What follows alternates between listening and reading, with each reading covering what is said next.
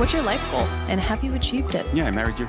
Aw, gross. You really need to go out there and make sure the whole world hates you. My butthole is all over the internet. A fine wine, she keeps me in the basement and pulls me out when she needs me. If I drink Sambuca, he's getting it. I bought a case. Can tell a lot about a person by the way their tits, pussy, or dick looks. You come near my cheeks and it's not going to be a good day for you, homie.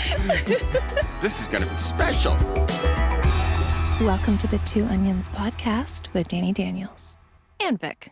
Hello, everyone. Welcome to a new episode of Holly Randall Unfiltered and the Two Onions podcast with Dani Daniels. Oh, it's your first time doing an intro. I know. This is my first intro. I feel so good. Oh my gosh. We should probably also say your name as well because you're also part of the podcast, right, Vic? Yeah, I'm Vic. Yeah, I'm just Vic. I usually open it up and I'm like, welcome to the Two Onions podcast. I'm Dani Daniels, and that's Vic. Yeah. I'm kind of like Garth in Wayne's World, you know? Basically. And as always, Garth. How are you guys? It's so good to see you guys. It's good to see you too. Yeah, we were just talking. We were expecting to see you a few months ago, and then the world exploded. I know. I was going to fly out to New York, and I was going to do a podcast with Asa, and then the Dopey podcast, and then you guys, and just, try to do some promo stuff before the baby got me on lockdown, but then the pandemic got me on lockdown before that happened. So, so I'm in LA. You guys are in New York. Mm-hmm. The pandemic has been a big deal in both cities, but it's been, from what I understand, worse in New York. Like, you guys have had stricter restrictions, right? Yeah, technically we're open, but we're not. They just announced today that we go into phase 2 on Monday, which is really like the first time things start opening up, which allows outdoor seating at restaurants, and only restaurants that serve food or does 50% food, and it allows people to start going back to the office. But that's really the first time people will be able to get out of the house since March 22nd, March 15th, somewhere around there. It's crazy. Yeah. So were you guys like on complete, because from what I understood, you guys were like on complete lockdown, like you couldn't even go outside for a walk. Is that true? No, we were able to go out for walks. You were able to walk your dog. You were able to go out for walks and stuff like that. But we weren't like shut in the house. But there's nothing to do. I mean, New York City, there's no restaurants, no bars, no Broadway, no nothing. So technically, we were pretty much locked in our houses because there was no place to go. The liquor stores and the bodegas, that was about all that was open. Yeah, I don't know about you guys, but my husband has been drinking significantly more during this pandemic. It's been noticeable. I mean, I'm not going to say we brought a lot of bottles back from Scotch and we depleted a lot of them, but we may have depleted a lot of Scotch bottles. I'm always drinking, so. So how was that for your relationship? Like, you guys have been together for a while. I know you guys have a great relationship. Were you ever tested at any time? Did you ever get to a point where you're like, I am so sick of this other person that I'm stuck with? I can't wait to get out and get away. No. Honestly, no. We had a couple of days where we were snippy at each other, but those were mostly from stuff that came from the outside, not from us being around each other. We're really used to being around each other, so it wasn't that big. At least for me, it wasn't that big a deal. Yeah. The only thing that we are now at the point where being locked in a small apartment in New York, we're stir crazy to go outside, not with each other, but to just get the hell out of this place. Mm-hmm. Yeah. So when phase 2 opens, are you guys going to go out to a restaurant to eat? Like, have you plans? I mean, I don't know. It's like, it's not really worth dealing with all the bullshit. I hate to sound like that, but like, it's a nightmare. I mean, you're talking about like restaurants that are already the size of a closet, only allowing like half capacity or outside seating. So you're talking about like 2 tables. So good luck even getting into a restaurant, even if you wanted to. Yeah. So it's like, I'm 50-50, but I don't know. I'm not concerned about the virus. I'm wondering how many restaurants are even going to be able to survive. I mean, these restaurants cannot survive in New York on 50% capacity. They can barely survive on 100% capacity. So we're going to lose a lot of good places. Yeah. I saw this article the other day that somebody posted about how the pandemic is not only going to probably shut down a lot of restaurants, but just change the nature of neighborhoods, Yeah. and like the culture, because these restaurants that have been, I mean, you're in New York, but I would imagine that a lot of these restaurants have been around for a long time, right? Yeah, very long Kind of time. like Yeah. define the neighborhood. So it It's sucks gonna so be bad. interesting to see what happens, especially in New York, because the rents are so high. Hmm. You have a lot of, I mean, sure, like, just like LA, it's like you have a lot of overhead. Hmm. And so if you're half open, it's like, is it even worth it to open your restaurant because you have Yep. to staff everyone? Because it's just like, meal costs, food costs, keeping the lights on, is it worth it? Yeah. So Yeah, my brother-in-law opened. He like completely redid this kind of historic bar and restaurant, like near downtown LA in yeah, like Lincoln right Heights. before the shutdown, right? Right before, 6 weeks before the airliner. Beautiful. They put 2 years. They put all this money into it. It's just like absolutely gorgeous. And it was finally starting to get really full. I was going to do my first live podcast there. They were booked like every night because they have like a mini stage upstairs, which is super cool. Oh, that's right. So they had like comedy shows and all this stuff, and they were really on a roll. And then this pandemic just completely shut them down. And I was talking to him, and he said, what you just said. He was like, I don't know that it's worth it to open up at half capacity because I still have to buy all like the food, all the liquor. My wait staff doesn't feel comfortable coming back yet, so he's not going to Yeah. open. And you have to guess, like, how much food do you buy? If you're half capacity, do you buy half? It's just, yeah, I don't know. Yeah, exactly. I did go out to I know you saw the picture on Instagram. Yeah. I did go out to lunch with Cherie DeVille and Aaliyah Love and Mike Quasar, and they're all their significant others. But we went out and ate in Westlake, which is so different than where we live here in Culver City, because like here in Culver City, like everyone wears masks, right? Yeah. And Right. obviously there's a lot less space than there is in Westlake. We went to Westlake, there wasn't that like literally a single person wearing a mask. Like Yeah, that's what I was gonna ask you. zero. When I saw the picture, I'm like, first of all, where are you? Yeah. And like, did they space the tables out, or were they just like whatever? I think they were spaced out, but it didn't feel like it wasn't always like that. It was such a huge, they had such a large outdoor area, that I think that it was easy to space the tables out like 6 feet apart and still fill every table. It was just a really large space. So, but yeah, because from my understanding, it was like you wear a mask when you go and you sit down at the restaurant, and then you take it off to eat. And then if you like get up to go to the bathroom, you put it back on. Fucking no one was wearing Nobody. a mask. Nobody. You know what? I think people are over it. I think they realize if you're under the age of 50, you're probably not going to be in trouble. And I honestly believe you got a whole bunch of people who just want to get it. Just let me get it so I have the immunity and I'm done with this shit, And that's I think where we are. 4 months locked down, man. That's brutal. Yeah. Yeah. They call it quarantine fatigue. Yeah. What was it like having someone bring you food to your table and ask you what you wanted to eat? Well, my husband does that for me almost every night. Oh, Yeah. cute. He's a good man. Oh my God, we love you him. and Cherie are the same. Wait, doesn't Vic cook for you all the time? I always see these like videos of him. Oh, I use cook. I thought you said order for you. Oh no, like Oh, cook. no. Yeah. No, he always cooks. I do most of the cooking. He does all of it. Yeah, I've been very spoiled. Yeah. I don't know if have you ever tried to do cooking now that like he's kind of taken on that mantle, and is it kind of annoying because does he micromanage you a little bit? Yes. And it's so obnoxious, and he gets so pissy if I cook. Yeah, I'm like, just don't bother. I know my limitations. I like cooking because like he does Italian. Like I like cooking my own stuff. If I'm craving something, he's like, "Why are you cooking?" I'm like, "Because I also enjoy." Why are you cutting it like that? I'm like, go away. It's like the Gordon Ramsay of husbands. Like, get out of here. Yeah. I feel you on that. Like, but yeah, exactly. I'm happy. I'm like, fine, you can just cook. My mom even stopped cooking because not only does traveling like every time that we go up to the ranch, he God damn it, I just said his name. Fuck. I can bleep it out. Ernie, can you bleep out his name? Can you make a mark and bleep out his name? Sorry. He's got such a unique name. Yeah, right. You know what I mean? And like, It's okay. We'll just call him T. Yeah. well, everyone knows him as Trex.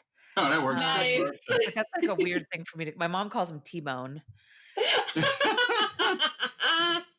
I'm not surprised.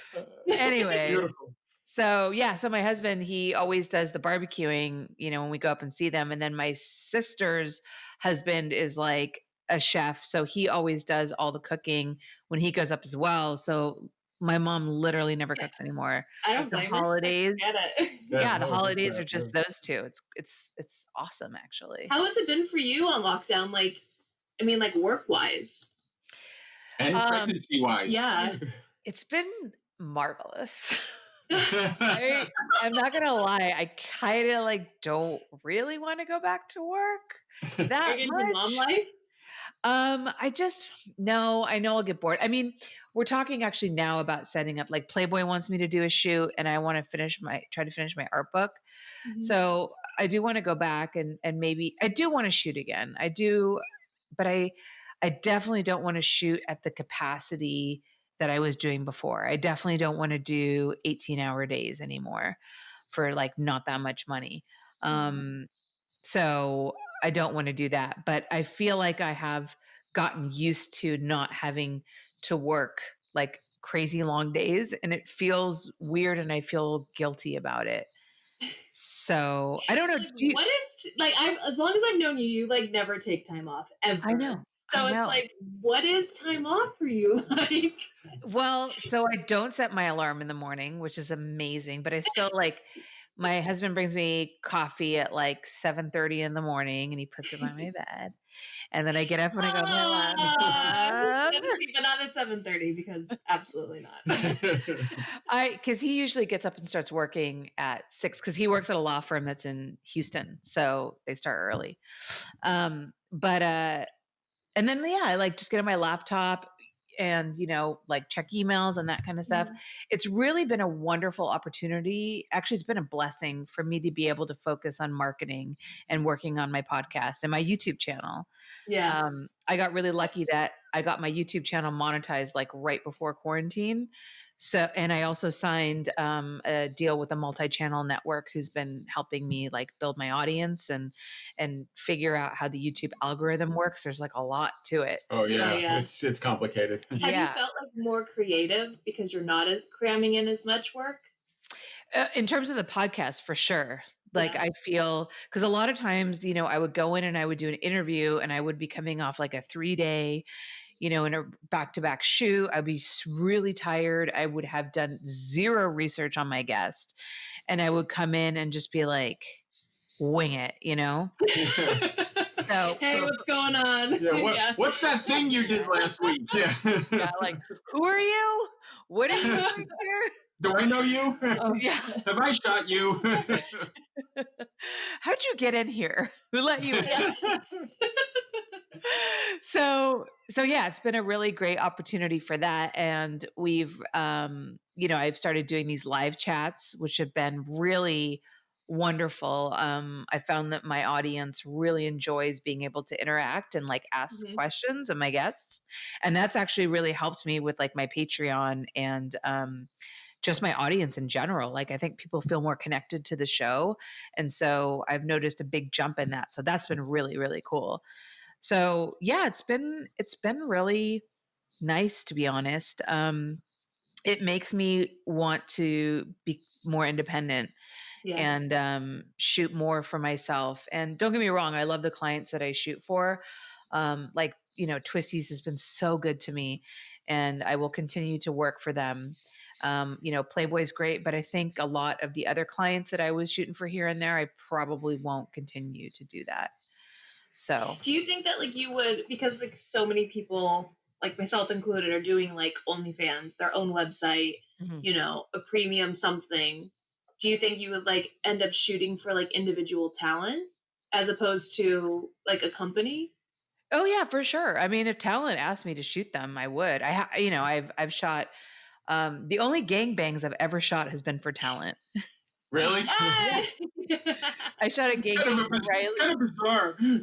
Well, yeah. I mean, what I think it is like most companies know to not that I don't generally shoot really hardcore stuff. Yeah. So if they want like a double anal scene, like they're not going to call me because it's not really Yeah. a thing. Mhm. So, and the clients that I work for generally don't shoot that kind of stuff. Like Twisties doesn't really, I mean, Yeah. now they only shoot lesbian porn, so they definitely don't shoot that stuff. Oh, they're back to just lesbian? Mhm.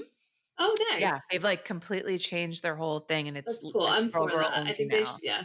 Yeah, it's nice because it makes it a much different website than all the other Mind Geek brands. You know, Brazzers, Digital Playground, they were all kind of starting to look the same. Yeah. So yeah, they've really changed the direction of their site, and I love it. So what the fuck was I saying? Lady gangbangs. Shoot the lady Gangbangs. How could I forget that we were talking about gangbangs? I'm just how could you saying forget that anytime someone's like, what was I talking about? I'm just going to be like, you were talking about gangbangs. You know? Gangbangs, yes. Maybe we can get like a U.S. senator on, and we can be like, "You were talking about gangbangs." Yeah, that would be perfect. Oh my god. So yeah, so the few gangbangs that I have shot, I shot a Christmas gangbang for Riley Reid, which was like my favorite day ever because Steve Holmes tied like a bow around his penis, the bottom of his penis, like a Steve. present, and kept it on the whole fucking scene. And it stayed on the whole scene. It was amazing. Oh, And yeah. all the guys wore like Christmas hats, and you know how I feel about Christmas. I love this. It was so fun. And then I shot a gangbang for Joanna Angel. Nice. I shot just the pictures, to be fair. I didn't shoot the video. Mike Quasar ended up shooting the video, but that was really God, fun. I can't even imagine Mike Quasar shooting a gangbang. Like, what? That's got to require a fifth of vodka. Oh my God. He just presses record and then just hangs his head in shame. And then I shot one for Lisa Ann. Nice. And I like shooting, like, I don't mind shooting gangbangs at all, but what I really enjoy is shooting that kind of content for the models because I know that they're completely in control. It's their production. They're paying for it. They're choosing the guys. They're setting their boundaries. So I never feel like I'm in a position where I'm making a girl do something maybe that she's not entirely comfortable. You're not trying to like pump up a scene and be like, hey, can you maybe like put 2 dicks in your ass instead of going, this is for my website. I'm putting all the dicks in my butt right now. All the dicks. Yeah. She's not going to half-ass a day because it's for herself. It's a full ass day, that's for sure. Yeah. You know, it was so funny. So with Lisa Ann, you know, she's such a boss. Like, it was so funny shooting her. There was this one guy, because she's so on it, you know, like, and I can even tell when I'm shooting, like, she's counting in her head. She's like, okay, there's 6 dicks here. Like, they better all be in frame, you know, and she's like, she's looking around for all the dicks, like making sure that she's like hitting all the points. And there was this one guy that was like struggling a little bit, and she totally noticed.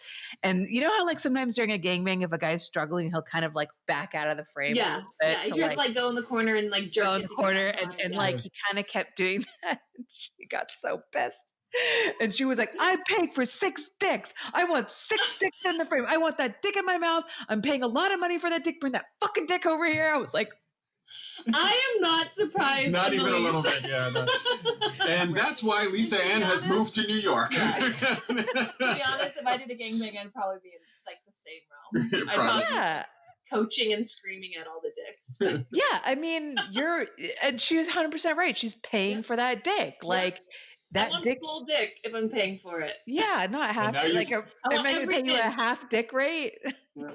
Now you learn the struggle of every production company and director in America, right? In porn. I want all the dicks, damn it. Also, like, if you're like a male performer and you want me to convince you that you're the most handsome man and that I don't want to do anything but fuck you, like, I am not the person to fuck. I'm the one that's like, bro, you getting your dick up, I'm gonna fuck the shit out of you, we're getting checks and we're out. Like, don't fuck around. Yeah, we're done. I don't want your number. Suck it and I'm out. So speaking of, Dani, you are now and have been for a few years shooting content exclusively for yourself. Yeah, almost 4 years now. 4 years in August. Crazy. Yeah. So how has it been? Like, okay, so here's my question. Is there anything that you miss about working like in the porn industry for all the studios that you used to work for? And what do you definitely not miss? I don't miss, or I miss like shooting. Like I loved acting and I loved doing features and I loved like high-end productions. That was really fun for me. So I missed doing stuff like when I did like Horror Wall Street for Brazzers and it was like this huge production. Like that was Oh my cool. gosh, I got to act and I forgot about that. yeah. And like I don't miss anything else. No, it was cool. I'm not saying that in like a negative way, but that's literally the only thing I miss because now I get to shoot, anything else I want to do.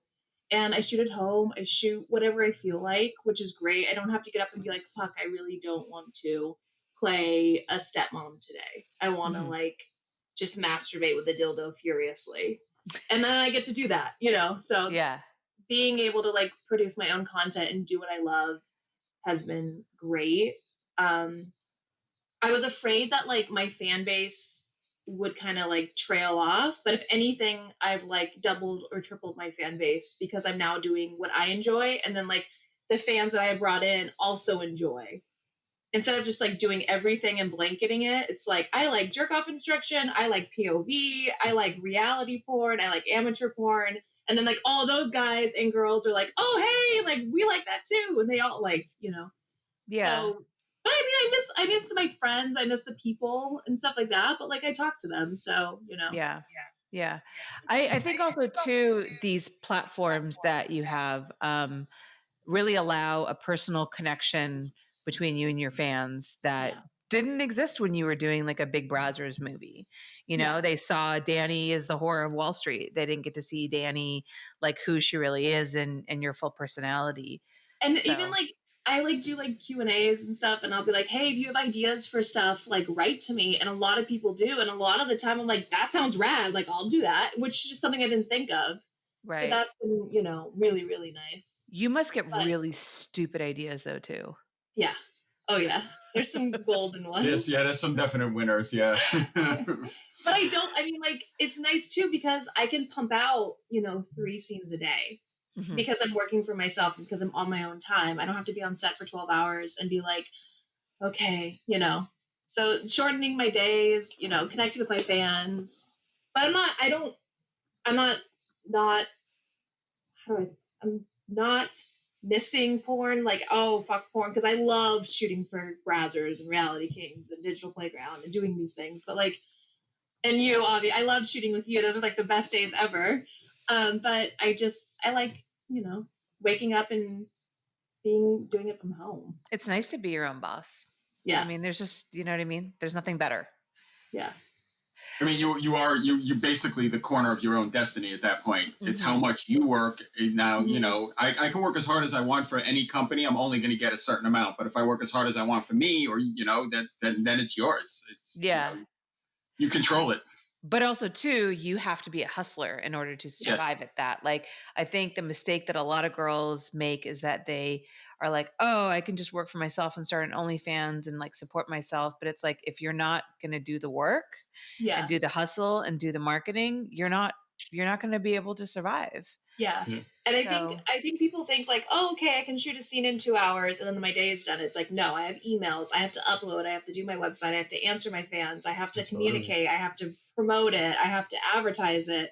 So it's like that you're doing the back end as well, which is good, but it's more work on my plate, but it's also things I enjoy. So yeah. I'm thankful that I did it when I did, or I started doing it when I did, because when lockdown happened, everyone's like, how have you been? What are you doing? I'm like, I'm doing the same shit. Like, I was going to say, your life probably didn't change that much. No. The only difference is I didn't walk down the block to work. That was about the extent. Like, the only difference is like, I have to tell Nick to like, shut up for a couple hours so I can shoot. Like, that's it. Yeah. So we're going to go to a commercial break in a second, but I just quickly want to comment. I just realized that you're wearing a Ministry of Silly Walks shirt. I am. And that is so fucking like, I love the shout out to Monty Python right there. I actually have a boatload of Monty Python shirt. I was a huge fan for as long as I can remember. So yeah. What's your favorite Monty Python movie? Movie's probably Holy Grail. Oh, it's so good. Yeah, Life of Brian is up there too. I love Life of Brian, but The Life of Brian Holy is Grail good, is, but there's no beating. There's just so many classic moments in Quest for the Holy Grail.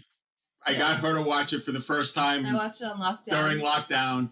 And now she just keeps watching it on repeat. Yeah, she'd never seen it before. I didn't grow up watching television or movies, so like I haven't seen anything. So like he'll like make. I just watched Caddyshack for the first time. Like I just watched Monty Python, Holy Grail. I love it. Just because some watery tart hands you a sword. There's no basis of government. Yeah. So good. Yeah. Oh God. Yeah, don't get me started. I'll start quoting it. It'll be really funny. Have you seen any of the other like Monty Python skits? Like the Dead Parrot's probably one of my favorite ones. I haven't seen the Dead Parrot. No, this one's probably one of my favorite. That, and I used to love No One Expects the Spanish Inquisition. I actually have that t-shirt too. Yes. Or the wink, wink, nudge, nudge. Yeah. Say no more, say no more. I actually wore the No One Expects the Spanish Inquisition t-shirt in Spain. I actually wore it in Spain. Somebody was yelling at me the entire time, like, are you really going to wear that? Yeah, I'm going to. I want to ask you, Dani, do you remember, I think we talked about this the last time we did a podcast together, or we at least talked about it at some point. Do you remember the scat caviar guy? The one who wanted to eat your poop? Yes. Yeah. So I told that story and I thought I was very special and that he only wanted to eat my poop. And it's a very well written letter about how he wants to meet you at a hotel and he wants you to poop into like a silver dish and pee into a champagne flute, and how he wants to taste your toilet treats and your scat caviar with like a silver spoon. And I told you that story and you were like, oh yeah, I got an email from that guy. I was like, oh. You thought you were this. I remember you thought you were special. And I was like, you're not the only one who's someone wants to eat your shit. I mean, I wasn't going to do it, but I still wanted to know that like I was the only one whose poop he wanted to eat. Magical poops. Yeah. Anyways, he wrote back to me like a month ago and he asked me, because I said no. Yeah. But I said it like kindly because I was like, okay, I don't want to kink shame this guy, but like, there's no way I'm going to do this. So I said no. And then he came back to me and he was like, I just want to know if you've reconsidered. And he like laid out once again, like how he wanted to do it. And I want to know if this guy is for real or if he's like getting off on the sending the email. Yeah. Well, he offered me more money this time. So, I mean but I'm not going to do it. But though Trex was like, well, I'll just shit in the exactly.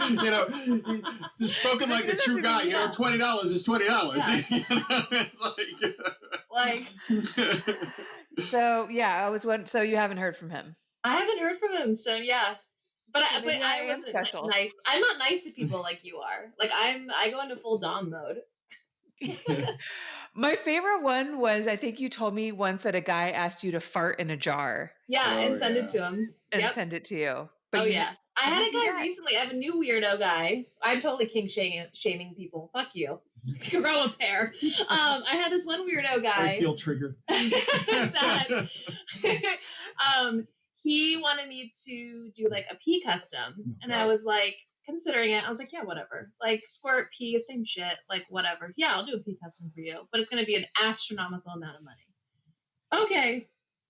He's like, but I want you to pee for like 45 seconds. And I was like, fuck, 45 seconds. Like I have the bladder of a 9-year-old woman. So I was like, I don't know if I have 45 seconds of pee in me. So I got to test this out. So I went to the bathroom and I was at like 24 seconds, like at my best time. And I was like, yeah, man, that's not going to work out. Like, I'm going to have to like break it up or, I'm not going to lie to the guy and take his money. So I'm like, I'm going to have to break it up.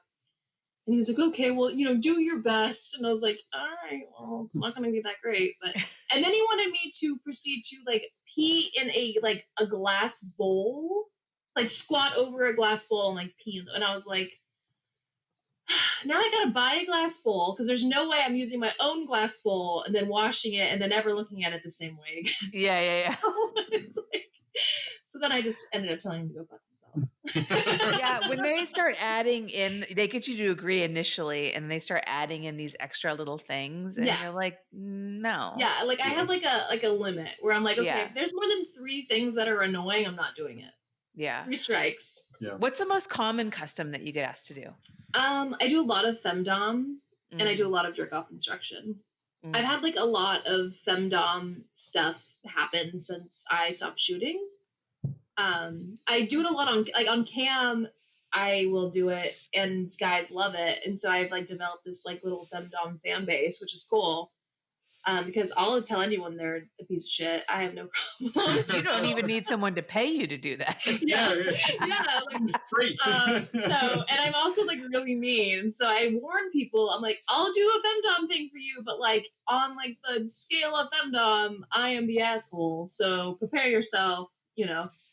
And yeah, I do a lot of that, a lot of jerk off instruction, a lot of like teacher or professional, your boss type, which is kind of like light femdom in a way. So just like an authority figure. Yeah. And I also like watching guys jerk off, and people know that. So I think they like the idea of me. Really? I'm like, yeah, jerk it. I think it's cool. I don't know. It's like, do you watch Vic jerk off, or does he get to do that on his own time? I ask him sometimes, yeah. I'm like, let me watch you jerk it for a second. And he's like, that's weird. I just want to fuck you. I'm like, no, jerk your penis first. Those are rough days. Yeah, I don't know when my husband masturbates. I think it's got to be in the shower because he takes fairly long showers. He's jerking it in the shower. But he won't tell me. I'm so curious. I'm like all for it. Like I'm all like, I don't care. Like, yeah, I don't. Yeah. Yeah, I make a living off of you. I make a living off of people jerking off. Like, yeah, I clearly have no problem with it. Most of us, like your husband, who I know very well, did not live in that lifestyle. So we were basically told growing up, shut the fuck up and don't tell anybody when you're jerking off. And meanwhile, I'm like, let me see. He's like, why? I'm like, because I think it's hot. I don't know. How do you I like watching guys? I think I like to think. I like to guess. I'm like, that penis looks like a head stroker. That dick looks like a full stroke. He looks like a ball puller. And I like to like guess what's gonna happen and like what he does to come. I don't know. We should do like a game show trivia. Where like guys like you have like a pre-recorded videos, and then you have like a picture of the guy's penis, and then like you have to guess which one of those he is. I'm totally down for this. That would be fun.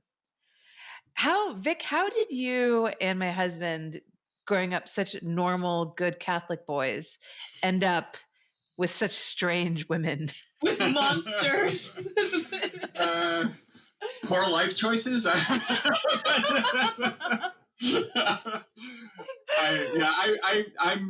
I've always been kind of black sheep of my family, so this did not surprise anyone in my lunatic. But you met my lunatic family, so I don't know if it's surprising you either. I did. I'll never forget the fight in the bus on the way back was it about baseball? Yeah, it was about baseball between my daughter and Adam over the Red Sox Yankees. Yeah, right. I don't know if I told that story, but long story short, for those listening, my stepdaughter, baby Dani, is a Yankee fan, and one of my bridesmen, Adam, is a Red Sox fan, and they are friends, but not when it comes to sports. No. And we, at the bachelor party, I had like bought a taco piñata from like Walmart, and I filled it with like $500 in sex toys. And it was supposed to be like an icebreaker, but it never got used. It was never needed because everyone got along right away. Yeah. And so it like sat on this party bus like all night. And then we ended up leaving the strip club. Everyone's hammered. And the Yankees had lost. The Yankees lost going, it was game 7. They lost going to the playoffs that night. Yeah. Were beat by Houston, the cheating pricks that they are. And my friend Adam, who's like a total asshole, like he has told me the story since. He planned it, waited until like everyone was drunk, and like it like lulled out for like a half a second. It was silent. That and he sounds like screams in a bus of like 50 people, "Hey, baby Dani, how about them Yankees?" She loses her shit, grabs the piñata, and runs to the back of the bus and starts beating him with it. Yeah, like he stole something. I start screaming. I'm like, "There's dildos in there!" Because I'm like watching these dildos like fly across this bus. Yeah. And that was our bachelor party. It was super fun. That was quite a night. I was always sad that hot stripper girl never followed through. Yeah. I generally tell that story to friends of mine, to guys laughing, because there isn't a guy on the planet that doesn't know your pain of a stripper not following through after you gave him a number. And I'm like, Holly was looking at, like, I remember you were at a table. We were at the bed and breakfast. You had a table, and there were a bunch of guys, and you're like, she didn't call me back. And all the guys are like, yeah, that's what happens. But I was going to save her, Vic. And all the guys are like, yeah, that's what happens. It was hysterical. So for those who don't know the story, we went to a strip club and there was this one really cute young blonde stripper. There was only one stripper. It wasn't the girl who yelled at you for getting married. Oh, Right. What did she say again? You don't need no man. Yeah. Yeah, I got me a double wide and 2 trucks. You don't need no man. You don't need no man. I got a double wide and I got 2 trucks. And I was like, oh, I think she also to had this like day, we still say that. Oh yeah. I feel like she also mentioned a couple of children. Might have had, yeah. I'm pretty sure there was a couple of she like, definitely would like kick your ass in the parking lot. She had a lot going for her. Side note, wanted to be her friends. Side note. My wife just watched Porky's for the first time, and when she saw Porky, she was like, "Oh my God, that's the strip club we went to in Missouri." I don't know if I've seen that movie. Yeah, watch the movie when they show you the scene, you'll go, "That's the strip club we were at in Missouri." Yeah. It was a pretty sketchy strip club. Yeah. But yeah, so there was like this one cute blonde stripper, and I was shooting for Playboy at the time, and I was like, I think I could shoot you for Playboy. Like, here's my number. Call me. Like, I'll fly you out to LA. I'll shoot you for Playboy. And she seemed really excited. And then she actually did. We did talk, and then when it came down to like planning to fly her out or something like that, when it came down to like actually following through, that's when she ghosted me. Oh, some people just don't want to. But you got one step further than most guys. Yeah, it was sad. But those girls were so happy. I mean, you work in this like kind of shitty strip club, and wasn't it like a Tuesday night too or something like that? It was Sunday because we got married. No, it was Saturday. It was Saturday. It was Saturday. It was Saturday, but it wasn't that busy. busy. Shitty strip club. Yeah, it wasn't. And then just all these like hot porn stars come in, and you guys had all this money because I think like you really felt this kind of affiliation with these girls. And also like because most of us were bi or are bi. So we're like, I like strippers more than most of the dudes in here. Yeah, and we're dancers too. So like you guys were just like, absolutely.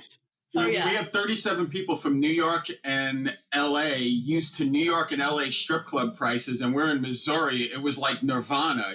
Drinks were about 1/10 of the price of any place you've been to. So they had this wad of cash, and they just kept heaving it at the girls. And it was like they had to make 2 weeks worth of pay in one day there. Yeah, they were very happy. So you guys have started a podcast now, obviously. Yeah. What gave you the idea to do it, and how's it been for you so far? Well, I had a podcast with Cam Soda a couple years back. Yes, because I was like, one of my first guests, I think. Yeah, I was like your second or third guest, I think. And then when I moved to New York, I was like, it was just like too much to try to do, and like, so I stopped doing it. And then everyone kept asking me to do it, and I was like, I'm not doing it. It's like a pain in the ass. I'm not doing it. And people like kept demanding, like, "Oh, you should do more episodes." I was like, "Okay." And I just told Vic, I was like, "I'll only do it if Vic's my co-host because he's the only person I can stand." And Vic's like, "I'm not doing it." I'm like, "You're doing it." Like, that's how it started. Here I am. Why do I feel like that's the way a lot of conversations have gone for you guys? Oh, 100%. Vic, you're going to do it. I'm not doing it. No, you're going to do it. And then Vic's like, here I am. I'm doing it. Yeah, that's pretty, Vic like very rarely ever puts his foot down, but when he does, I'm like, okay. But yeah, and then it just kind of like, I also wanted to like produce free content for people because I feel like my job is just constantly like, pay for my porn, pay for my porn, pay for my titties, pay for my porn. So I wanted to have something that like like this. Like I could come hang out with my friends, promote whatever we wanted to promote, and like just give it out for free. Like here's some free shit. Like enjoy, you know. And so I put it out on YouTube, and we put it out on like everywhere else, iTunes, Spotify, you know, name a place. But it's been good, and like it is a way to like this situation, catch up with my friends, you know, have cool conversations, and see people can see this is what it's like. Prior to lockdown, it was a great way when we knew people were coming to town. We'd be like, "Oh, great, let's go do the podcast." Now we're doing the same thing you are: Zoom, Skype, whatever the hell we can figure out. Yeah. Do you say snipe? Skype. Oh, I was like, what's snipe? Yeah, it's I mean, it's like, yeah, when do you get an opportunity really these days to sit down with somebody for like an hour without your phones, without distractions, and just talk to them? Yeah. And like for us, like we like to keep it like I usually do fan questions. Like I didn't do it today because I knew we were doing like a swap. So you were going to have questions, we're going to have our own. So I didn't even go there. But usually it's like we do fan questions so that the fans can get involved. But other than that, like we just chat. We don't, I wanted to like people to see what people are like in real life, you know? Right. Yeah. And just kind of have like a hangout time situation. Yeah. So it's been good. It's been fun, and people like it. Yeah, so far. You know, I'm not sure if my husband likes doing it yet, but you know. And you do what you got to do. What about you? Why'd you start yours? So I started mine in the midst of like kind of an existential crisis because I had a horrible summer. So I had this really bad time where Playboy fired me. And this was when Cooper Hefner took over. So this has nothing to do with the people who run Playboy now. I'm working for Playboy again now. They're great. So just want to make sure I clarify that. No shade, Cass. No shade. Please don't fire me again. So Cooper Hefner came in and he didn't like me.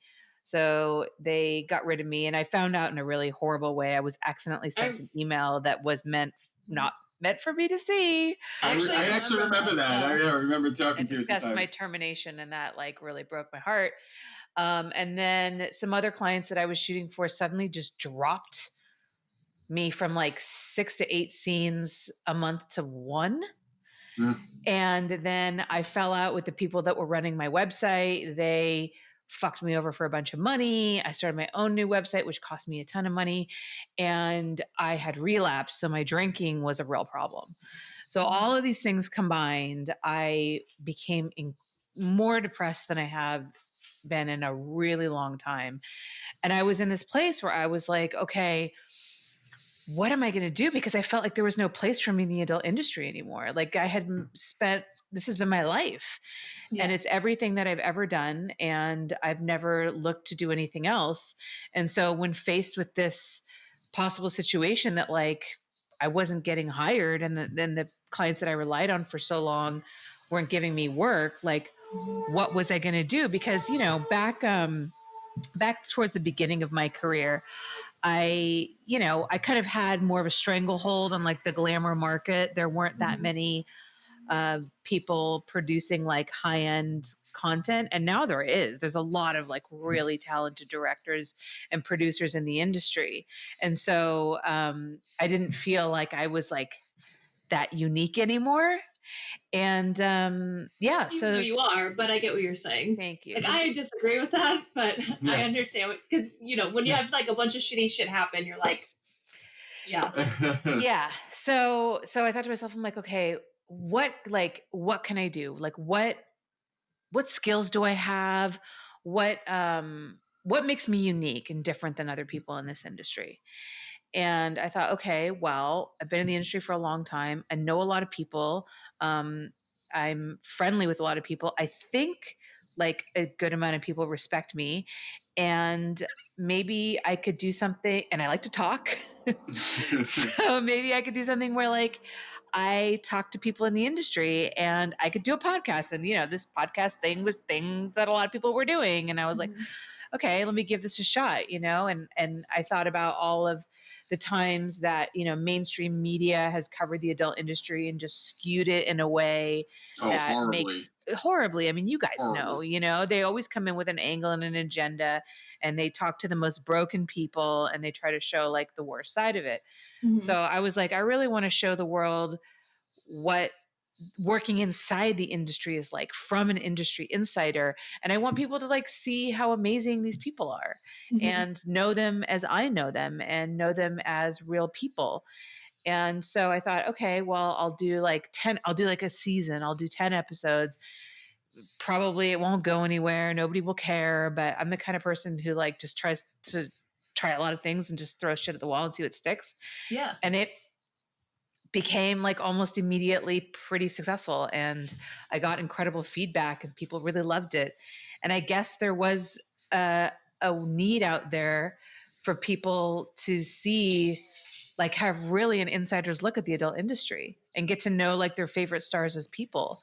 Mhm. And I started getting, these letters where like people told me that I've changed their mind about the adult industry, that they see Yeah, I people love when you differently. post that stuff. I get excited when I get to read that. It's Yeah. like the best. It's incredible. It's so incredible. So, knowing that I've been able to create this platform where I can like give people a voice and show the world, who we really are. It's been Mhm. really special. It's been a life-changing thing for me, actually. It's the best thing I ever did. I'm so happy but I had to No, go through I that. can tell the way you're talking about it. You're kind of lighting up over it. It's really cool. Even though, and like even like knowing you for as long as I've known you, like you're definitely the happiest I've ever seen you ever. Thank you. Yeah, So thank you. Yeah, no, I am. It's weird, actually. Well, I mean, we're going to be married 3 years, and one of the and not even one of the first podcasts, but one of the podcasts you did was right after we got married. So you've been at this a good chunk of time now. Yeah. It'll be 3 years in like a couple of months. Yeah, And I should hit 2 million downloads in July, that's awesome. Yay! which is How pretty many cool. episodes are you at now? I'm at like 200. No, wait. No, 155, 56, That's great. something like that. So, and that number is just my the audio downloads. The YouTube is a Right. whole different story. Yeah. So, And it's bizarre for us, and I'm assuming because everybody just loves to look at me. Our YouTube is much higher than our download. Our downloads are really good, but our YouTube is much higher. But totally. yeah, it's when you're putting on the guests that you're putting on, even the guests that we're putting, people want to see it, so they do watch it on YouTube. Yeah. Yeah, no, I'm really happy that I started shooting video from the very beginning because a lot of podcasts don't shoot video. Mhm. And the YouTube market has been so incredibly important, but also too, YouTube has that wonderful algorithm thing where they will actually push videos to other people who wouldn't normally come and look your stuff up, whereas that doesn't happen on the audio podcast platforms. No, yeah, you have to search, you have to know Right. what you're looking for there. Yeah. I mean, do you guys ever get comments from people who are like, how the fuck did I end up on this feed? Yeah. I get that a lot. Every once in a while, I'll see them like, why did this pop up on my page? But And it's like, well, YouTube is owned by Google, so you might want to look at your Google search history. yeah, so Enjoy. but ours is really weird too, because we will have, we had Riley Reid, we had Mia Malkova, but then we also have the guy who's the lead in Hadestown and Beetlejuice. So it doesn't matter. Yeah, so we get people that are like, I came here for Broadway, but then ended up in porn. Like, how did this happen? Yeah, I was going to ask you guys, how has that been, like, having such an eclectic mix of guests? Because I find that, I try to make sure that everybody I interview has something to do with sex, Mhm. whether or not they're an author or a therapist or an educator. Like, they don't have to work in the adult industry, but there's something that they do that has some touch tone to sex. But I find often that the episodes that I do that aren't specifically about the adult industry, like, they don't perform as well, which sucks because I find that a lot of times those are like really great interviews. So how is it for you guys? Like, do you get some people who are like, what, like I came here for porn and I got this, or I came here for Broadway and I got porn? Like, what the fuck? A little bit, but I think Not like much, yeah. we kind of, because we started it out being eclectic and like having everyone, because we started it with all of our friends. Yeah. So it was like, we have so many friends that aren't in porn as well as people that are, and we kind of like mix and match. So I don't think anyone really like was shocked, but there are people that are fans of one person that'll be like, oh, you also have like all these other different, Yeah, like our first 2 episodes were Jim Norton, the comic, and my daughter talking about her podcast, Danny's Dugout. Little shout out to my daughter there. But yeah, those were like the first 2 guests. And then it's basically been like one adult film star and then somebody else that we know in the city. So it's a lot of the conversations. I mean, most of the people that we've had on are people that we've dealt with, some people who are on Dinner with Danny, that kind of a thing. So the conversations, it's almost like the camera kind of disappears and people are just watching a bunch of friends bullshit. So I think once people got used to that, now that we're like 40 something episodes in, they're kind of like, oh, okay, cool. But yeah, in the beginning, some people were like, where are all the porn stars? And then then we had a few people like, holy shit, there are porn stars here. Where'd they come from? What have been some of your favorite episodes, like that people should go check out if maybe they're new to your podcast? I love Patrick Page. Yeah, Patrick. Because he's my, like, don't tell the others, but he's my Broadway guy. Sure, what? I love his voice. And like, I just think he's who is he? amazing. He's my favorite because I'm biased.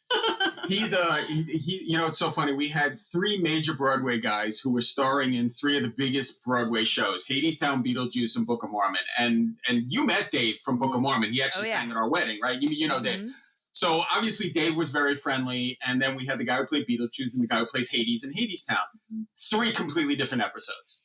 The guy who plays Beetlejuice is a goofball, very knowledgeable, big stand-up comedy guy. Dave was very friendly. And Patrick is like this Shakespearean genius with this big, deep, booming voice. So, it's like these crazy episodes we've had, they're kind of almost like split up. It's like, if you like the Broadway episodes, those are great. If you like the porn episodes, like obviously Cherie being on because she's so friendly with us. I actually really like Alexis Fox because she's like literal sunshine, and just some of the stuff she talks about is just, I love her. If you want to like just cheer yourself up, listen to that. We had Joanna and Small Hands on literally before we went to go see Beetlejuice. They were on the podcast, so that was fun. And honestly, I loved the episode with Riley because she was really, she was talking about how difficult it is to constantly be Riley. And it was a really kind of interesting episode. But then, even the comics, Sherrod was great, Jim was great. So it's like, what do you want? You want comics? We got those. You want Broadway? We got those. Yeah. You want porn stars? We got plenty of those. Yeah, funny thing about Riley, I shot her a couple of months ago with Alina Lopez for Twisties, and we shot in this like dance studio, and there were some construction guys working outside, and Riley showed up to come to set, and I had to go outside to like meet her and let her in, and she was wearing this big like bear onesie or something like that, and she comes in. And then I went outside because like they were working on the street. And so the audio was a problem. And I was like, hey, when are you guys going to be done with the audio? Because I have to shoot some mainstream stuff. And and the guys were like, was that Riley Reid in there? I'm like, fuck. Like, holy shit. And I was like, and without missing a beat, I go, no, I know. She looks so much like Riley. She gets that all the time, but it's definitely not her. That's not right enough. And also, can you stop doing construction so we can go shoot some porn? Yeah, it's Riley Reid if you'll stop fucking like jackhammering the street. Yeah, it'll be anybody you want it to be. Yeah. I believe you guys have some questions for me. Okay, so one of my questions, because I'm selfish, that I want to ask is how you are doing shooting nude, because I spent a long time trying to see your boobs. And now they're just on the internet, and I'm mad. I avoid seeing your boobs at all costs. I avoid your boobs. Same. I avoid your boobs. I avoid Cherie's boobs. I avoid pretty much anybody that you saw at the wedding's boobs. It's really difficult on Twitter to avoid boobs, by the way. So how has it been? Like, what made you want to do it? Like, where did it come from? So it's funny that you say that because that just takes me back to that one memory when we all went to the Korean spa, you, me, and Yes. Sheree. And Sheree developed spent the entire time trying to see your boobs. Well, wait, so you have to be like naked at the spa, right? So we're all sitting in the jacuzzi. So I'm naked and I can see you guys like clearly trying not to stare at my boobs, like desperately trying to keep eye contact with me. Trying to be like an 18-year-old boy. Literally what was happening. And it's super obvious that you're trying to see, because like I've seen you guys naked so many times, but you'd never seen me naked. So that was a fun one. And then I think you finally were like, you guys can look at. We're like, oh, okay, because we're trying to be respectful. Just look. There you go. So okay, so. I know a lot of people don't fucking believe this story, but I don't care. It's the truth. Believe whatever you want to believe. Doesn't matter to me. So it was a mistake. It started off as a mistake. So I shot some content. I hired a photographer to shoot me named Mark Dawn, like when I turned 29, because I was almost going to be 30, which is so old. And I wanted one sexy shoot of myself before I got old. And I know I think of that now and I'm just like, oh my God. So I had this guy, Mark Dawn, shoot me, and it was all only supposed to be clothed. And I thought maybe throw in a couple implieds for fun. And then, as I started shooting, I started feeling more comfortable. And then he was like, do you want to just do some like topless stuff? Like, then you can just have it and then you can do whatever you want with it later. And I was like, yeah, fuck it. Why not? Like, maybe I'll look at it when I'm 80 and be like, oh, I was so hot. Look at my parka titties. So I said, sure. And so we shot them and I had them retouched along with the other pictures just because I was sending in a batch to get retouched. And so I had them all done, but then I pulled the images from the gallery before I posted them. Yeah. And so I posted these. This was on my old website. I've changed websites management a couple of times. So when I started my website again, this time on the current server that it's on, my assistant at the time was uploading content for me.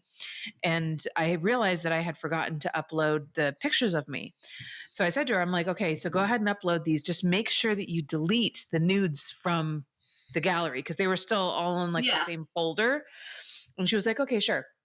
So and it turns out it was really ultimately my fault because I gave her the wrong direction.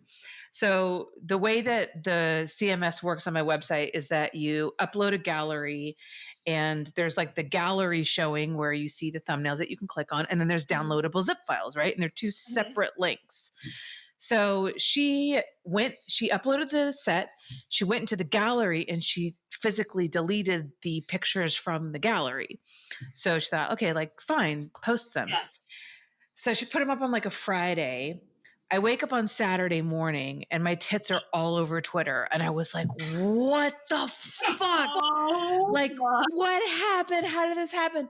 And I texted and I called her and I was like, you fucking put my nudes up. And she's like, no, I didn't. I'm like, yeah, you did. They're all over the internet. She's like, no, I swear to God, I deleted them from the gallery just like you told me. And I went in and I looked and what I realized was that we forgot to delete them they were in the zip files. Oh, shit. Because they're two separate uploads. So it was a CMS error. It was a Christmas morning for Twitter. Yeah. So I was like, okay. So I had to freak out for a second. Then I was like, okay. It's not that big of a deal. They're actually very nice photos. Yeah. And it was not affect your job. Yeah. And it's not like your family is very conservative. So yeah, it's not like my family won't care. Honestly, the only person I was worried about was my husband. That was the only person. So he was at hockey and I called him and he was about to go on the ice. And I was like, babe, I have something to tell you. And he was like, what? I'm like, I don't know. You're making me mad. And he was like, what? And I was like, and I told him and he goes, oh, babe, I don't care. He goes, you have nice tits. Who cares? And I was like, okay. He's like, I got to go. I'm like, okay. And that's when you knew he was a keeper. Yeah, I know, right?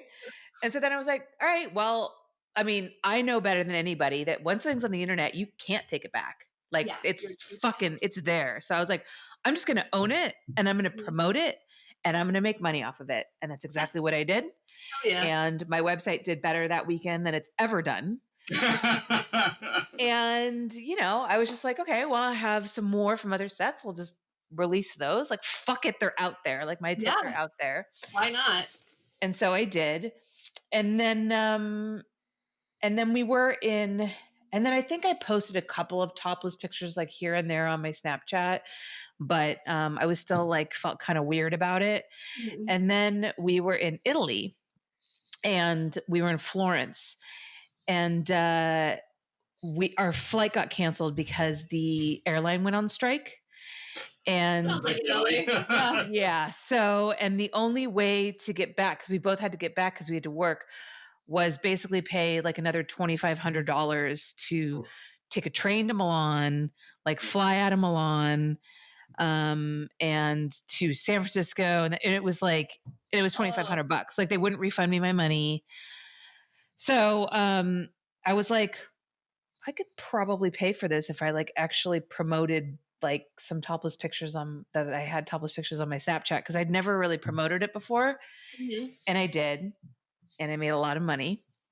And I was like, So I talked to Trex and I was like, how do you feel about like me actually shooting like just some nude stuff here and there? Because like people are paying a lot of money for it. Yeah. And he was like, yeah, sure. That's cool. I don't care.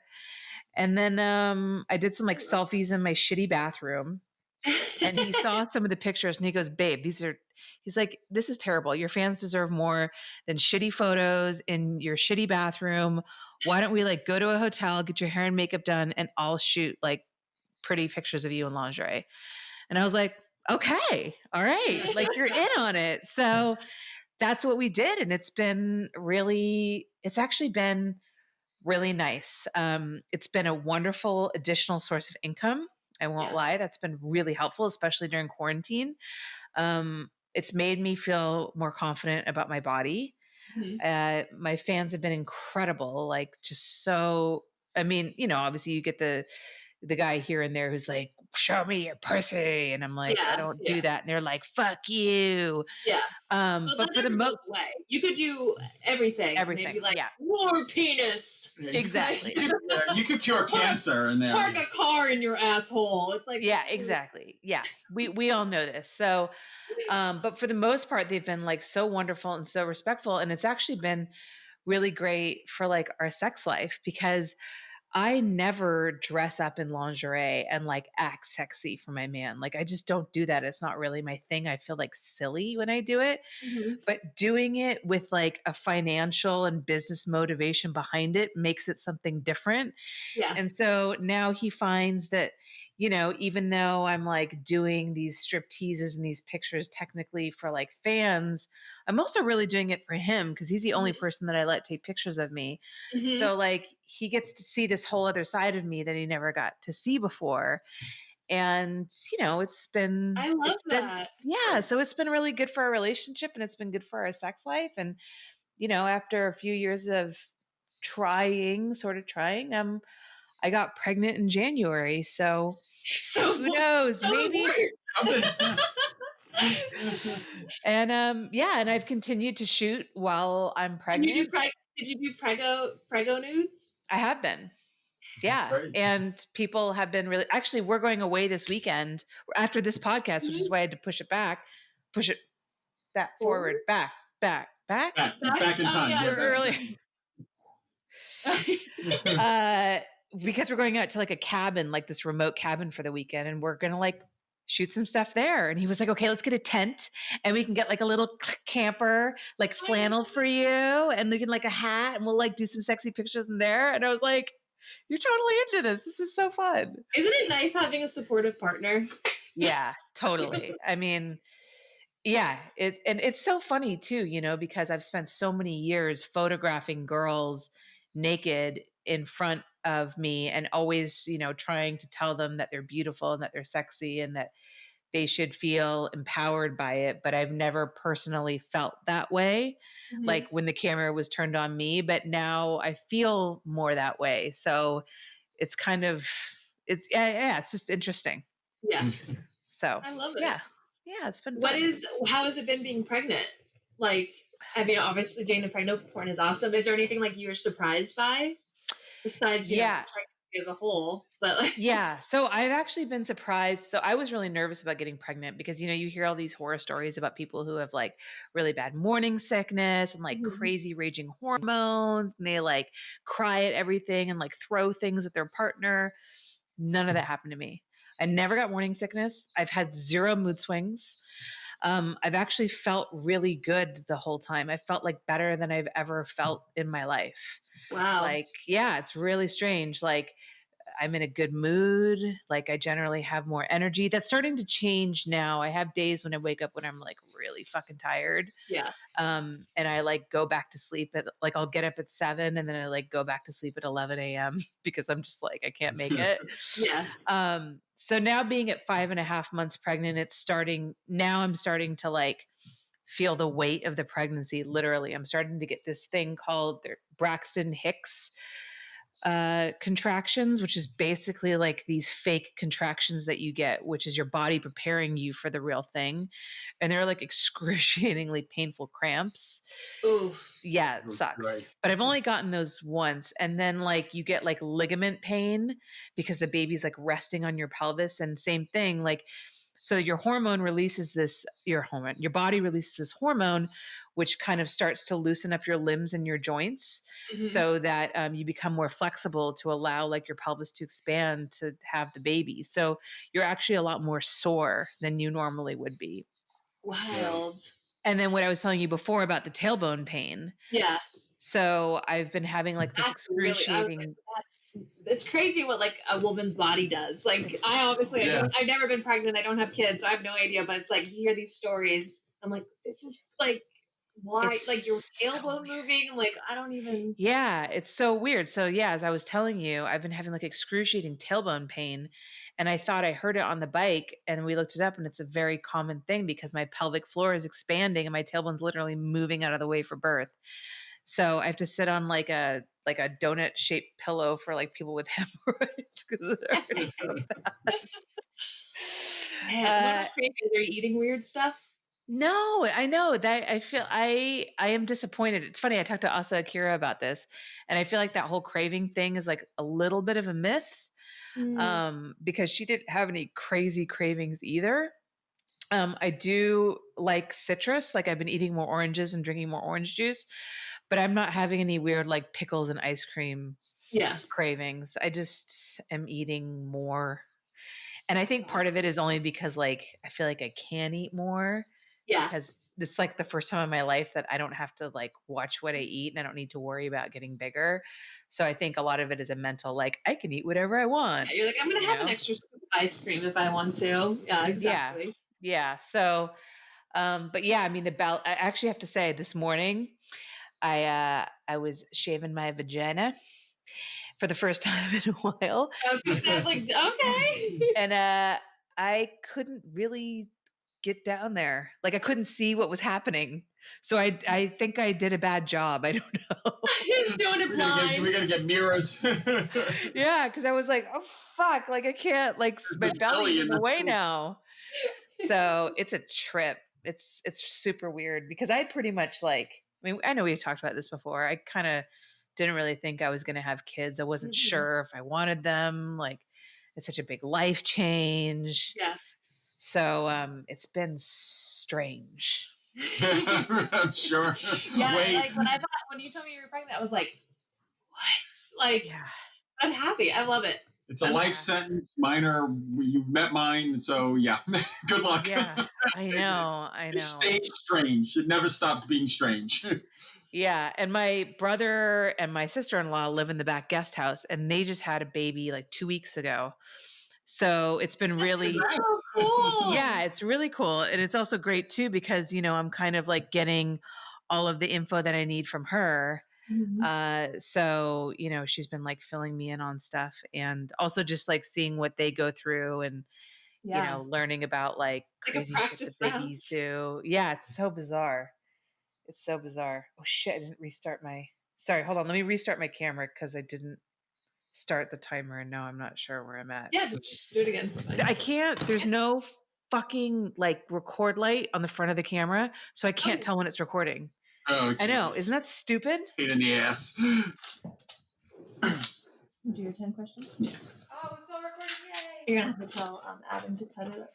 with Yeah, commercial he'll cut it breaks up. and stuff. Okay. Sorry, Ernie, can you make a note to cut there? Okay. Sorry. That's okay. I just hate going through like a whole podcast No, that and would suck if realizing you you were, don't like, have the in the video. middle. That's happened to me a couple of times. Okay. All right. Sorry. You ready for our questions? Mine? Okay. Yeah. So I do these with all the guests. It's basically just a set list of 10 questions. And the first one is, what's the most annoying question people ask you? Do you get turned on while you're shooting scenes? Oh, Yeah. It's so annoying to me. And I guess I should understand why people ask that because, people don't understand what the porn industry is like, which is why I think people love podcasts like yours and mine. mhm. But if people like spent a day on set, they would understand generally, like, especially for the production crew, how unsexy it is. Because like when I'm shooting two people having sex, sex is not what I'm thinking about. I'm thinking about the camera angles. I'm thinking about the lighting. I'm thinking about, are we going to hit like our marker? Like we need to get 25 minutes. I'm thinking, are we going overtime on location? I'm calculating like how much I have to pay in overtime fees. Okay. I'm thinking like, is the sound battery gonna run out? Like there's so many things that I'm thinking about. Wow, that looks hot. Yeah. Yeah. And if it is a really hot scene, then I get excited, but not in a sexual way. I get excited like that I'm creating good product, that my client's going to be happy or my audience is going to be happy. So it's not a turned on excitement. There actually, so there was, now I'm going to completely contradict what I just said. There was one time that I got like a tiny bit turned on when I was shooting a scene. And I actually had the guy on my podcast and I told him about it. So it was when I was shooting Tommy Pistol. And I so- love him. I know. So for me, I love guys talking dirty. And that's really hard to find in porn because most of the time they just want to hear from the girls. They don't want to hear And from most the of the time guys. the guys are trained not to say anything. Exactly. Because, most of the consumers are men. But for me, like I'm really auditory. So if a guy really knows how to dirty talk, like I'm into that, especially if it's someone who's playing like an authoritative position. Mhm. And Tommy was playing a professor who was like seducing his student in a scene that I was shooting for Naughty America. And just like, I was like, Oh, and he'll never shut up. Like he'll I know, just and go, I love it. and he'll keep it up. Like him, like he's probably the best male role player in my mind. And like Yeah. Deville is like the best. Like, they will keep whatever they're playing up the whole scene. Cherie is amazing. Yeah, like for me, like if I'm doing something, like as soon as the dick's in me, I'm in a whole nother planet. But like the fact that they can stick with it, I'm like, Yeah. how? Yeah. No. So that was the only time that I was like a little bit turned on. But besides that, no. And I hate that question.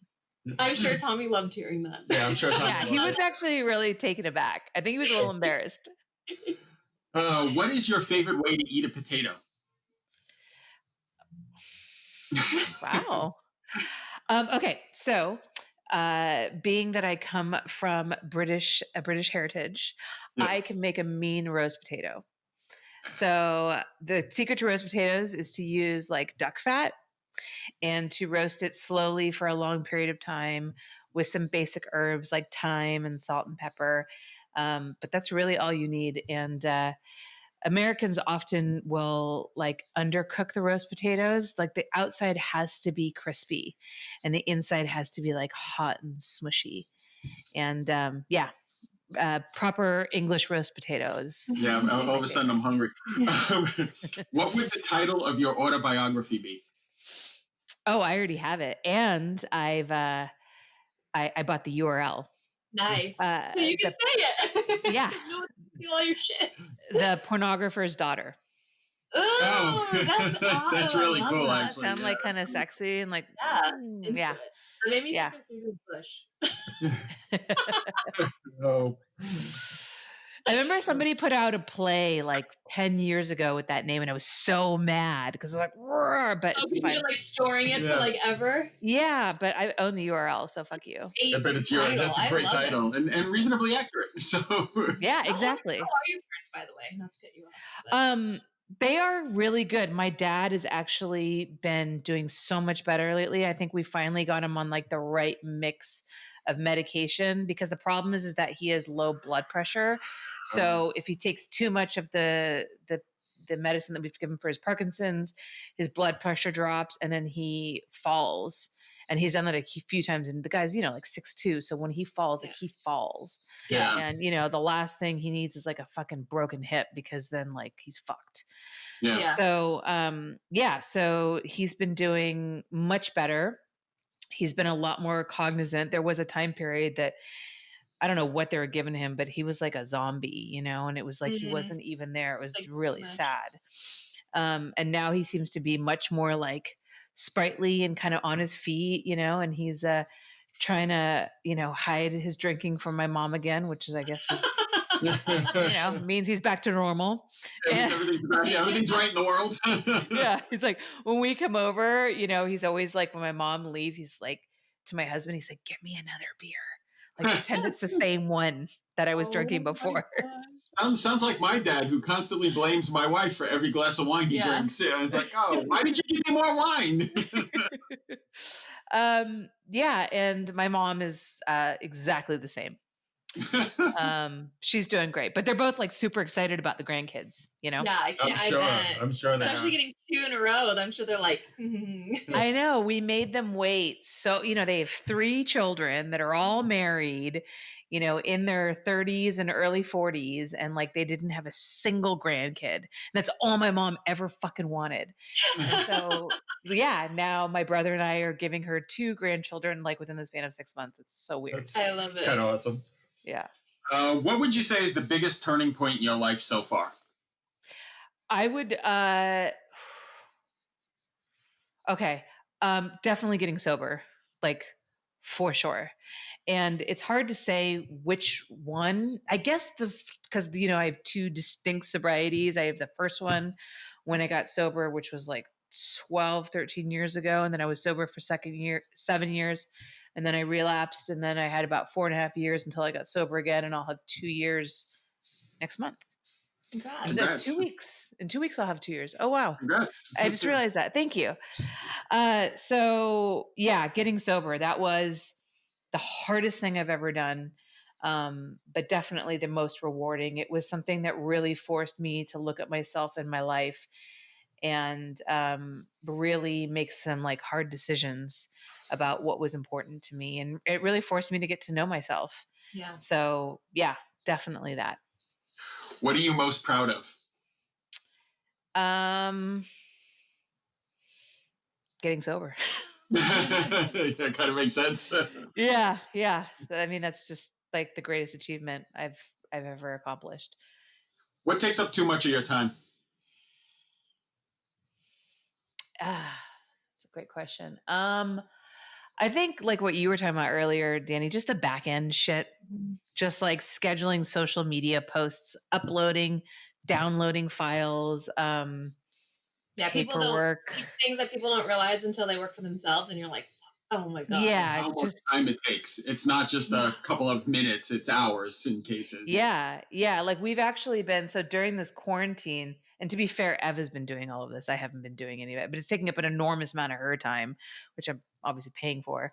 But Twisties is having us like do the production. So people are self-producing content at home for Twisties, because obviously we can't shoot. So we have to send the like required specs to the girls. We have to send them paperwork. This is all remotely, of course. We have to tell them what kind of scenario Twisties wants shot. They have to send us the files. We have to like tell them that they did it wrong and make them reshoot it. Then they have to send it back to us again. We have to explain to them how to use Dropbox. And then we have to like upload the files to the Twisties server. We have to get the girls to respond to us. Yeah. Because like a lot of them, I think, are just making enough money on their own. Like they say that they'll do it, and then they like just don't fucking do it. Yeah, because Why bother? I mean, Yeah. that's like kind of the way the industry is going. Everyone's making Yeah. money for themselves now. So Right. like, But then just like turn the booking down. Yeah, Yeah, right. like, you So know just what? say no. Yeah, Just say I do no, agree. right? I don't need to do it. Maybe people are So paranoid. I don't know. Yeah, I agree. Just say no. But maybe they I don't want think to like that they burn the bridge. I think they say yes because it's twisties and they don't want to say no Yeah. because they don't want to like get blacklisted, which they wouldn't be, but you know how people think. Yeah. But you know, I mean, there's a couple. It's like it's funny. We were like, can Cherie just shoot all of them? Oh yeah. She's like, she does it. Like you ask her to do something, and she fucking does it. Yeah. Oh yeah, she's got an amazing work ethic. Yeah. That's for sure. Yeah, it's crazy. She's so like professional on top of it, but you know, obviously, and sadly, it can't all be just Cherie. Otherwise, Yeah, that would make my life so much easier. She's like literally the only performer I will shoot with. Like I don't like we don't have like we do like jerk off instruction or fetish stuff. Like we get creative, but like yeah, it's just like it's like so nice to work with someone that's like okay, let's do this. You know, all professional. And it gets done. Oh. Yeah, no, she's on it. What is your favorite smell? Lavender. What gets you fired up?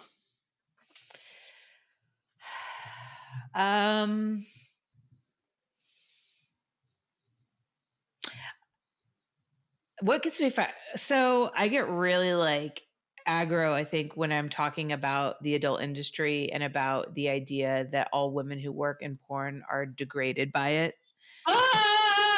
Yeah, I get really angry about that because for me, when you say that, when you suggest that, you know, for women to do porn, it's degrading, you're automatically placing women in that role of being a victim, which is sexist in itself because you're suggesting that women can't make their own decisions. They can't have agency over their career. They couldn't possibly be sexual people who actually enjoy being exhibitionists and do, you know, have sex for a living because they enjoy it. You know, they must have been coerced into it because women are not inherently sexual creatures. And I find all of those assumptions to be so sexist that it makes me fucking crazy. Yeah. Do you know what and I don't know if you ever got a chance to read the book, but I always found it amazing that you have radical feminists and incredibly religious people both agreeing on that topic. Yeah. It's the most bizarre thing I've ever heard in my entire life. Yeah. You know, it's like literally you have radical, you know, crazy Christians saying the only time you should fuck is to create a child. And then you have radical feminists saying, oh my God, they're being degraded. And meanwhile, they're making more money than their male counterparts. It's the most bizarre thing I've ever seen. And you never see people like campaigning for men in the porn industry. No. Like when have people ever come out and said like, oh, men are being degraded and this is terrible. Have you seen this guy? He did a small penis humiliation video, or he did a femdom video where he got fucked in the butt with a strap on. And we got to like speak up for the rights of these men because they can't stand up for themselves because they don't know any better. But like, of course they can because they're men. So like, they can assert themselves. They know what they're doing. It's the women who need to be protected because we're the weaker sex. Yeah. Absolutely. Or like my personal favorite is when people tell you, what do you do? You know, how do you deal with doing something you don't want to do? And I'm like, let me get this straight. You think that women are being raped in porn and you're still watching it? Yeah. Like, what? Oh, God, I get fucking pissed. Yeah. It's crazy. Or like, because like I love doing BDSM, so when people come after me, like, how can you do those rough scenes? I'm like, because I love it. Yeah. I don't know. Now I'm like fired up. I'm like, yeah. See, right? We get so mad. Irate, yeah. What do you wish you knew more about?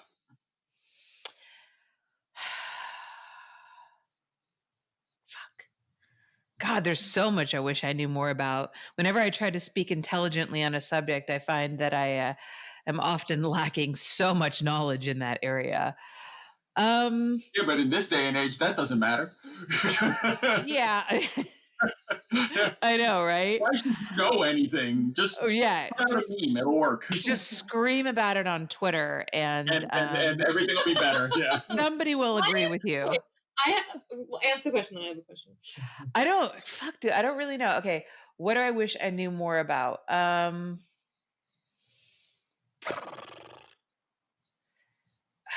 Yeah, I just keep thinking like everything. I'm like, I'm so stupid. Like, I wish I knew. I don't know. I don't retain information as well as I used to. I wish I still remembered like the books that I used to, I was a literature major. I wish I remembered a lot of what I learned in college. Like, I wish I knew more about literature. How about that? Yeah. I wish I that knew more works. about literature. I just want to know why people in porn use Twitter as a soapbox. That's all I wanted to say. Just had to get that off my chest. Because no one can actually. This is bullying culture at its best. You can't. No one would ever say it to my face, because if you say it to my face, I might punch you in the head for being an asshole. Yeah. But I can just type away at 140 characters. It's like, with porn, though, it's like all of us just go on Twitter and just, I don't know. It's like this weird porn thing. I wish it was just you. Just you guys see yourselves because you're following yourselves. But I follow a lot of things. It's pervasive. It's pervasive. Yeah. Yeah, I know. It because I am very much in that porn microcosm, it does feel like it's its own world and only people in porn are shitty to each other. But you're right. It's people everywhere. Yeah, I'm the same. I'm like, as a publicist, I'm following a bunch of different threads because I do fashion. It's pervasive. No. Well, never mind. Just, ignore that question. But no, it's a fair question, because no one should be using it as this grand soapbox. Actually, go fucking do something instead of talking. Even that. Like, not even extreme. It's just funny that everyone chooses like that social media platform, not Facebook, not Instagram. It's just always like Twitter's like this wild west. Yeah, and it's always kind of been. It's always kind of been this place of. You don't really have to think because your character numbers are shut down. So it's, there's no thought. It's just quick one-liners. It was 140, now it's 280 characters. I mean, that's not a lot to get out there. So you have to come up with something cute that means nothing.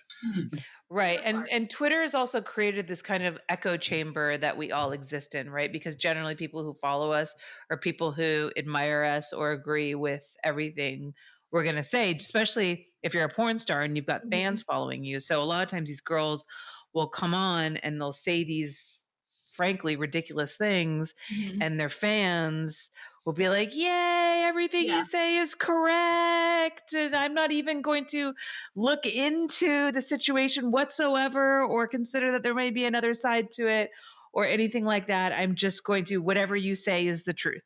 Yeah. Because I masturbate to you on a regular basis and I'm very lonely. They probably have their dick in their hand as they're typing it. Yeah, exactly. Yeah. Recessive hand typing, it's My brother was telling me about this book called The Coddling of the American Mind. Have you read it? Oh. I've been planning on reading it, but basically it's this study where I guess these psychologists kind of studied past generations versus the new generations and found that the generation, not to pick on millennials because I'm old, but this younger generation that kind of grew up with phones, how their maturity level is distinctly 3 years behind or something like that. And I think a lot of it has to do with the fact that people don't communicate directly with each other anymore. We hide behind phones, we hide behind text messages, we hide behind Snapchat, we hide behind Twitter. People don't talk to each other anymore. Yeah, there's no social interaction. No, people don't have a face-to-face, like Vic said, and actually have consequences to what they say. Yeah. Or even if you sorry, not to cut you off, even if you had dinner with 6 people and no one could have their phone, the amount of nervous energy would be out of control. Yeah. People, they hold on to it like a clutch, I remember a couple of friends saying, in the 15, 20 years ago, if you walked into a bar and you were waiting for somebody, you struck up a conversation with the person next to you or the bartender. Now you just stare at your phone. So interpersonal relationships are definitely getting beaten over this shit. Yeah. Yeah. And you see that with the skyrocketing rates of anxiety and depression, people, suicide. And also too. Yeah. And I think this is why, going back to work, the platforms like your Snapchat, OnlyFans, all that stuff, why people find that it's become so successful because people are craving a connection because we've lost that person-to-person connection. We don't have that anymore.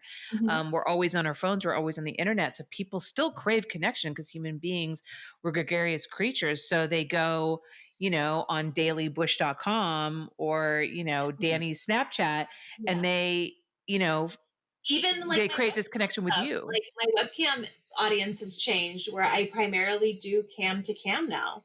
I don't do as many. I do one show just to appease my fan base, but after that, it's all one-on-one, and everyone just wants to chat. It's Yeah. wild. So I'm into it. It's so interesting, like how, technology has connected us, but yet we're more disconnected and lonelier than we've ever been. Right. Yeah. It's definitely a double-edged sword, because there is something that you can hide behind. Mm-hmm. So you're not. I can't bullshit you face to face as easily as I can with a well-filtered picture on Instagram. Mm-hmm. So. Yeah. So you're not really connecting with somebody. You're connecting with whatever bullshit persona it is that they're Or putting even just out there. like showing your true self. Yeah. Yeah, exactly. Like when you talk to somebody in person, you're forced to consider them as a human being. Right. When you talk to their avatar on Twitter, they're not a real person. They're just like these annoying 135 characters that exist in space. Mm-hmm. So, all right, your last question. You ready? yeah. What's the one question you would want everyone you meet to answer? What do you think of me? I love the honesty.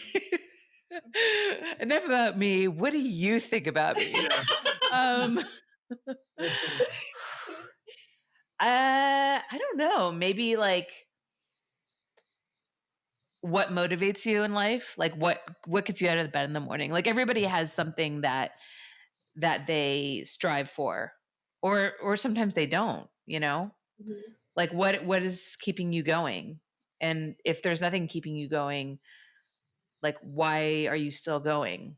Yeah, Like something has to be keeping you going. Something has to be keeping you going. Yeah. Mm-hmm. I think just probably because I had to ask myself that question many times, especially like in my drinking days, when it felt hopeless and it felt like I was never going to be able to stop, and I was just always going to be an embarrassment to my family and a mess, and the person that you like didn't want at the party. I had to ask that question of myself a lot. So yeah. Yeah, I understand. That's it. Those are my 10. You did good. Thanks. Did I pass? You get a pass. Pass, fail, class. You get the pass. Yay. All right. Well, I'm going to ask you guys some questions, but I'm going to do that separately, and I'm going to put it on my Patreon so that people get access to these exclusive Q&As, and it encourages people to support me and my podcast, because I want to do more of this stuff and less of working for other people. So into it. It was so good to see you guys. Should we shameless plug our socials? Oh my gosh, yes. How could I forget the shameless plugs? Oh, good. You go first. My Twitter and Instagram are aka Dani Daniels. My Snapchat is sucking1D. My TikTok is Dani Daniels TikTok. Join my OnlyFans, dailybush.com or DaniDaniels.com, like my OG website. And I think that's it. I don't know. Bye. Thanks for listening to our podcast. Listen to Holly's podcast. Swap it out. Support Holly's podcast. Oh, wait. Oh my gosh. You just reminded me of a question I wanted to ask you. Why 2 onions? Is it because like you're multi-layered? No. My last name means onion in Italian. Yeah. Oh, it does? Our last name means onion in Italian. Oh, I thought it was like because you have to like peel back the layers because you're like so deep and like, and every time you peel back a layer, and every time you peel back a layer, like you cry a little bit, I didn't want to do a sex podcast. Like I love the layout, but it's just not what I wanted to do. I didn't want people to think that when they're listening to mine or ours, it is primarily sex. So I wanted to have a name that had nothing sexual about it. And it was just like this funny thing because we are, technically 2 onions. So, Oh, okay. Cool. There you go. I'm glad you answered my question. I was very curious about that. So my shameless, I have one shameless plug. Buy my book on Amazon. Wait for the corn. Okay. Can I ask you what the title means, or do we have to read the book? Gotta read the book. God damn it. You gotta read the book. But you're going to tell me. Gives away the title. Actually, you know what? To be fair, I should just buy that on Kindle because I'm about to go away for like 4 days to a place with no internet. So it is available on Kindle, and it's a pretty fast read, so you'll get through it pretty quick. Okay, perfect. I'm gonna add that to my list. And you guys can follow me on Instagram and Twitter at Holly Randall. Support my podcast at patreon.com/Holly Randall Unfiltered. Go to hollyrandallunfiltered.com for all the info about my podcast. And thank you guys so much for interviewing me What are and some of me your, interviewing like, you. for people that are listening, because we talked about some of our favorite episodes. What are some of your favorite episodes? Let's see. Well, the one that I first did with you was pretty good. That was fun. I mean, honestly, ultimately, my favorite episode will always be my first one with my parents. Yeah. That was a great episode. Thank That was you. a really Thank good you. episode. It's gonna Yeah, that was a good one. So that's definitely my favorite one, just because it's my parents and they're so like crazy and wild and That's perfect though, because it's the first one, so people can go listen to that and then just continue down the list. yeah, exactly. But I mean, besides, God, there's I tell so you what, many that I my love. favorite, other than the one you mentioned and my wife, was Francois and Quasar going at each other. I was walking in New York just laughing out loud with tears in my eyes while listening to the two of them just rip each other to shreds. It was awesome. Yeah, that was oh, God. You didn't really say much in that episode. No. I just sat there. Yeah, it was I didn't have to I just sat there and laughed. It was actually great. I didn't have to do any work and just watch them both get drunk. They drank.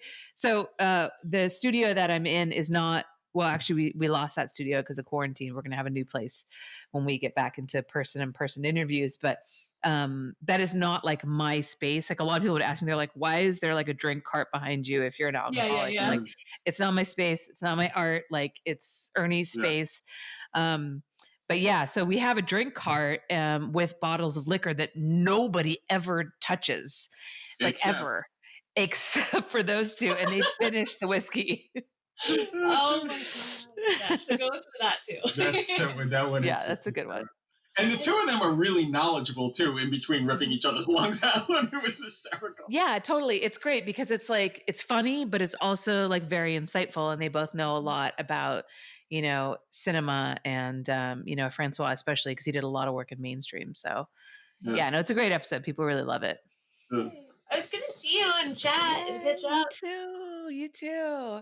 Thank you see guys so your much. pregnancy glow. And your big pregnancy titties. I know, they're so big, dude. I don't I can't find, like, the bras that I find that fit them are like so unattractive. Nothing fits me anymore. They're a 36 double D now. Oh shit. Yeah, I was a C before, so they grew like 2 cup sizes. Wow. Damn. And they're gonna get bigger once the milk comes. Yay! Let's go do the Patreon.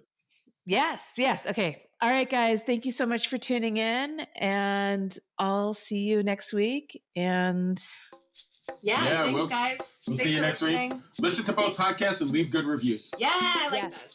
Yes. Good ending. Okay. Bye, everybody.